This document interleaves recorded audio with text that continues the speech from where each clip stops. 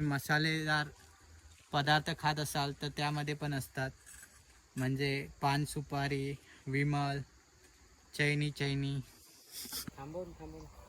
मित्रांनो बघू शकतात, हे आहे ते छोटं आहे आणि त्यानंतर हे आहे जे मोठं आहे रोप, आणि त्याच्यापेक्षा याची वाढ होते आणि त्यानंतर सुपारी लागते.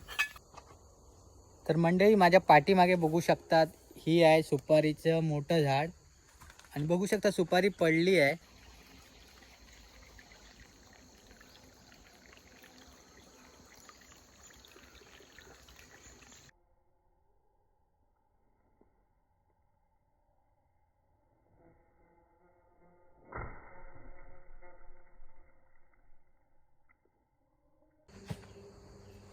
तर मित्रांनो बघू शकतात, हे आहे सुपारीचं फळ, ह्याच्यामध्ये सुपारी असते.